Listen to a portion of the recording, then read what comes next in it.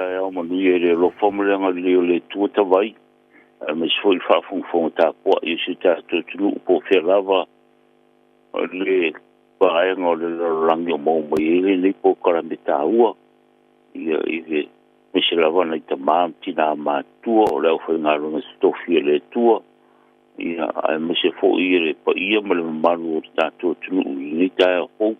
malo se fota vai. Ia. Ia le po langa le tu au di ma ni ta o do nalo. Ia. Le. O le a tātou tau whai whaamalo, a whaamalo fo le nei tai au, malo si fo mani fo i lau whionga de kunsula, ma le whaaftai tele,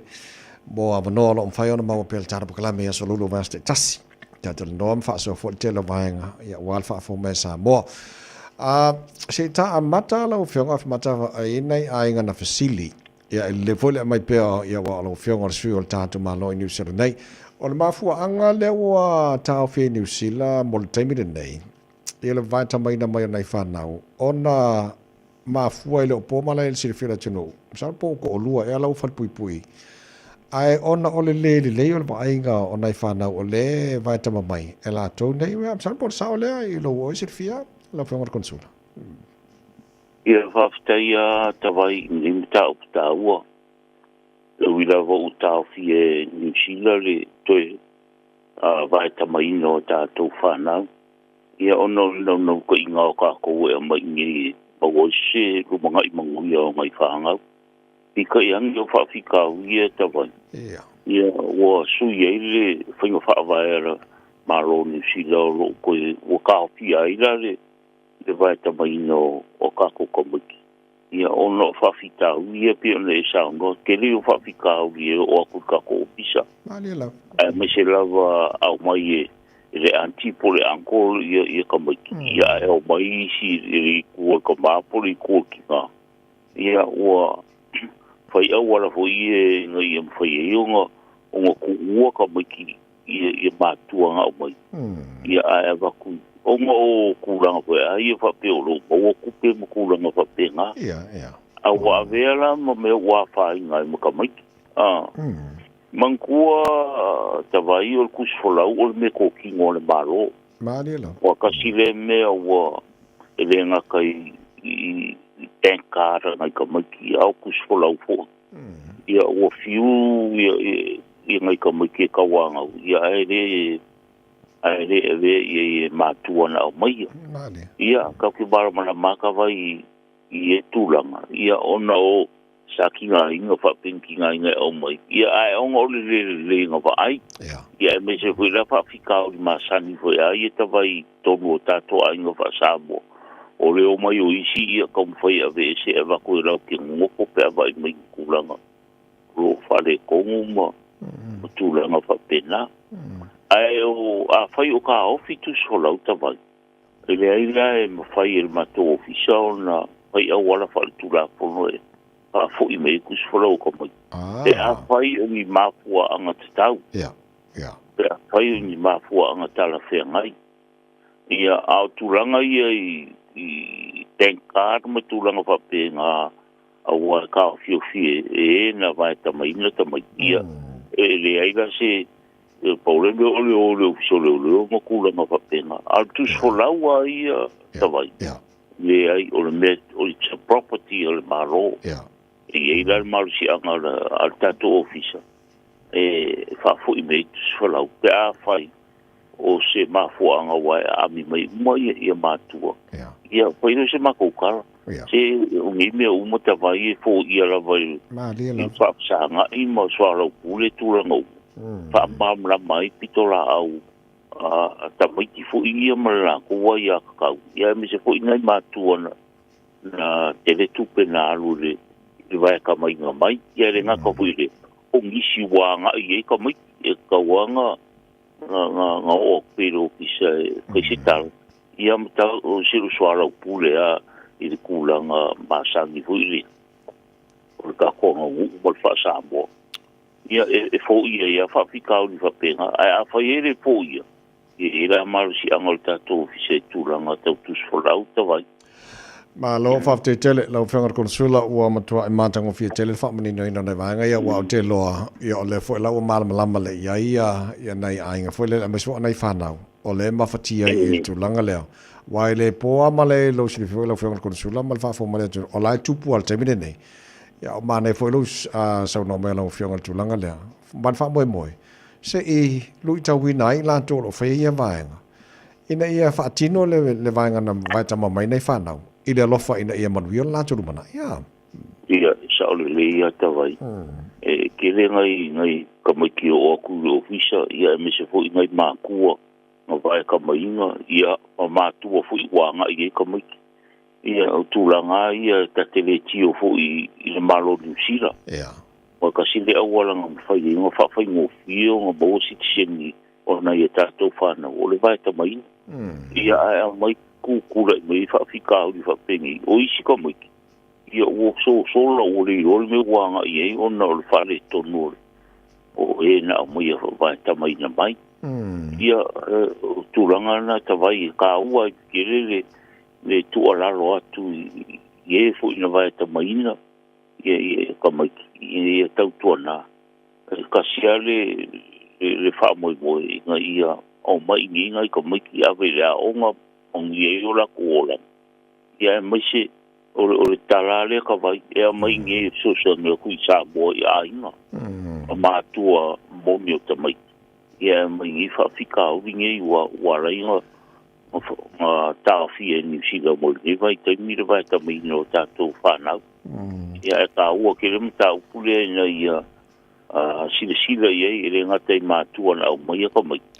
ya o ka mai ki foi ka kiri ki o foi ranga e mai foi ni ka mai ki e se foi o langa wora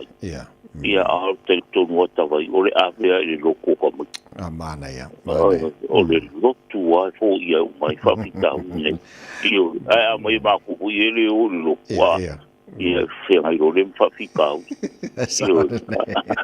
ai ia ni be ku i ka ku o le ave e lo ia ai mo tele o langa sa ora i sa mo o le tapo ia le tu e mo i so ni tava mana ia ma tango fiele so so me lo fenga konsula nei taio ia le tapa anga lungo le Facebook le fisili mai le fo le fa so mai o la fenga konsula pe fa pe ita mai tiu o mai adoption order ai le yo la so le na ko so ka fili mangi sila mo le vai ta mai no fa na kiro ai no ai fai na la to ia sa le ta vai ka singa fa fika o ia o la ku ki mo nga fai process o li mo ka mai ia ai ka o firo tu la ngo ia porque le o que sis a fai o la ka nga mo le vai ta mai ia la wa ni sila ai a fai o poroka to ia o sa igual ta la le o mai ia le lo si a wala fa fai mo i fa fika ni ia on sa ia ona ele pule ka ko kulanga e pule ani sila ia la ko pinga fa vai me tulanga fa pena e foi a fa nga solo le adoption ni sa mo ta vai a le mele polokai o le kaimila e play sixing ni sila o ingala le fa le ton wai a le li unga yo ko kila me fa ia na li usa mo a tulanga na ele o la ta fia le apply ngola ku sixing New Zealand o tu la po New Zealand mara to pin pa va ora ko ilu o me o le un sa ia masala la vela si vanga le si mai lunga wa le to tele mai o mona pala ia visa ai o le man wi te lo la po ma fu anga tonu na ma po anga ku ngol nga vai o ngol kula nga pa pena ia awai makua rol ka mai ki over e mal sufa tau sa ia ele me foi longa apply sixing New Zealand foi nga apply le visa sa wai ni fa ka ia e tu langa apply long sixing murmuri o le visa mal sixing ia ele ia se me foi tato ono o le mta pu mta fa i ko nga le immigration New Zealand ko ko ura me fu ngau polo kai visa ko me ki nga di alo matango fia nei vai nga ia mo le tunu o fa fong mai o le mo le proclame mal tano nga mal fenga konsula la va tu le telefoni o le official le whenga konsula le vala ui fo e lava le taimi fa manina tro le whenga konsula nei vaenga o maia o lo fia fa fsile tenu fa mon mole ai ono taru taimi pu il porkalame ia na o fa manina tu nei vaenga na mo tatou se ia mai lo fina ngado le si vaenga tau lava le o lo o tupu nei o mamaro na tunu le mo mai no inga va fa vai taimi ai fiola la tu ai nei mai folele o le fa mai ai nei e la to ia te tau taimi o la e va no ai la to ia e mai tua o la so o si fele vanga ia e sa o le ia tawai ka sirem ka o e foringo vo ile e faingo fi ai e fa pita o i ku paka ku pe au i ku ka mai ia o la to fi na ngale ta mai ti e mis fu ai nei o le ai ka o ko mai ki le weekend faingo mai tua o le ai talo tu tato ofisa ona o kere maka upapikau tura I mai ngā ruenga whawaite ona o le ai at taula lea sa o era I a kakau ai a oro I kua ia makupu me I whapikau o I nāra ea whaina I tamaititi e sau ngā ruenga whawaite mai sira le pikola au le tato maro le kako ofisangi ia mal pikola au fu I le kampani la e ngā ruenga I tamaititi e le ia pe ngā wakuka pokala me ia soma tautuana a fai e maure vangoa siasi mai ia tautuana tulanga ia tau ona na I rungo I apa maro silava a mesire le ona e fe o I rungo ka van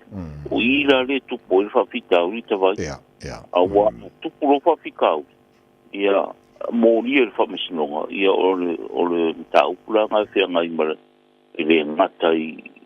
I whare tonu ai o ngā ruenga ka maki ngā mai o ngā orsu e manuia. Ia ai whengai fu me le ofisa o kako I konsula. I le whawhenga I mturanga tau tura whono. O lera le tata longo I pēr whaamasi whau tā pokarang. Ia tau tua nā. A whai e maore wano e a siasi mai e. Ia sin sile to o I turanga ia. Ina ia awaine ia fia ni soli ngā tura whono. Ia o ngā kere role o whawhika ui kura mai kota vai. A te talo le koe wo o mai ngere Easter. Ia ka singa vai ka ue o koe I whaangoi mai ka mai ki e rea whainga rea mai tua. Ia ai usta ia tula whono I pe ona I whianga I ngana o mai e tamaiti. I puia mai ei I soli tula whono ma pare tonu I tula I mai. Io ni si ai o mai pe ma mai ei kua. Ia te whianga I mai para vera ve ma kulanga whapenga tawai. Io le si le pui o tautonga fitia tawai. Mātango fie. Tai mo wha mnatu nei vanga tau. Ia, le whawhonga mana tunu o le telefoni o le official le whangara konsula en whaina walau ia I taimi whainga ruenga o le tolu tasi o tasi lua mo tātou ia au kilani a wala au mai roi whawho atu au kilani. Whaongara code number o le oiva. Tolu tasi o tasi lua e lava le leil taimi e whamanino le whangara konsula malana ofisa. Maenga lo o fia manino le il tatu tunu fa mon mole ai fa I uta po kala men nei tai au I ka wala ngale tunu se allo fa tau I fo lo bai samo o le fa tau nei ni sila mai si maenga lo lang ia io ke le o lo io mai o fa e le anga I ka ku karo ia mi su ka ko me ka wimo o le rei ia o tau wa vere ka po kala me tu la le te si tatu tunu e tau tua nā tātu o roa fuo whaerereang. Ia, mo e ko ia e fsoswani mai o nei tātu tangata. Ia, me se ka mau aingo se ka koku. O nā lea ngā whawhtai e o hui iskai. Ia o kau fiu su e karo Samoa. Ia wa tawai o te tonu e pesta al karo Samoa. Saolele. Ia a kuai mai fo ia on sa. O na o awala e o tau whaina o mai ai. Moriala ngā whawhtai ia o no tūranga le langolango ina pe si o tātou tunu o roa au ina mai si o tātou tunu I Samoa ia le nganga le whawhtai e tātou tunu tawai. La whangara konsula whamalo whawhtai tere lava whawhtai mo le porkalamina nei whaitaia ua mātango while telo nei vanga tā waia wal whawhong mai a Samoa. Nā tue whamnatu la tunu wala wane le official konsula pe ainisi vaenga fia malamala matili ai tolu o tolu tasi o tasi lua mo tātou I au kilani ai whawhatu au kilani whaongara code number o iwa tolu tasi lua ya lo fionga fe mata fa malo fa mata po nei tai ya